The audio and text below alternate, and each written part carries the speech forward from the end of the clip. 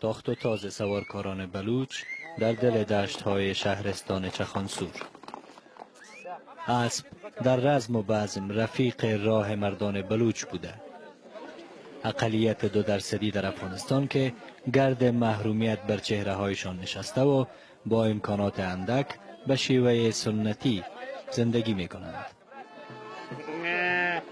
نفوس بلوچ ها در کل کشور حدود 500,000 نفر تخمین زده می شود که بیشترشان در ولایت های نیمروز و قندهار بود و باش می کنند.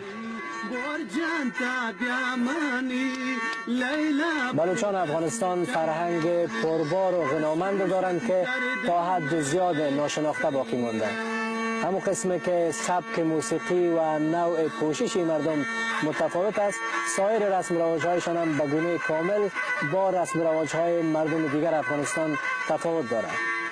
اما بزم‌ها و سبک زندگی اینچنینی را تنها در روستاها و مناطق دوردست در میان قوم بلوچ می‌شوید. مردمانی که در شهر زندگی می‌کنند زیر تأثیر زندگی شهری قرار گرفتند و تا اندازه زیاد از فرهنگ اصیل بلوچی فاصله گرفتند. متاسفانه ما در یک منطقه جغرافیایی جبراً محصور شدیم از جانب ابرقدرت‌های وقت که امروزه ما به یک اقلیت تبدیل شدیم و این رنجی است که ملت بلوچ به صورت عموم در هر گوشه از دنیا زندگی میکنه، خاصا در کشور پاکستان و کشور همسایه ما ایران و افغانستانی درد مشترک دارند. نقش زنان در گردش چرخهای زندگی پررنگ است. از خانواده گرفته تا جامعه و سیاست. از 2 نماینده بلوچ ها در پارلمان افغانستان یکی هم زن است. زنان بلوچ خیلی گرفتار بند سنت نیستند. زنان بلوچ نسبت به اقوام دیگه آزادی‌های بیشتری دارند. کسی مانع آموزش و کارشون نمیشه. در کل خشونت‌های مانند ازدواج اجباری و بد دادن دختران در میان قوم بلوچ کمه. کشاورزی و مالداری پیشه اصلی مردم بلوچ در نیمروز بوده است.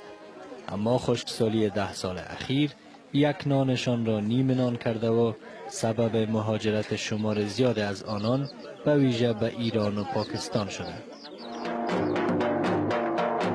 برغم مشکلات فراوان، جشن و شادی در برخی مواقع سال برپاست.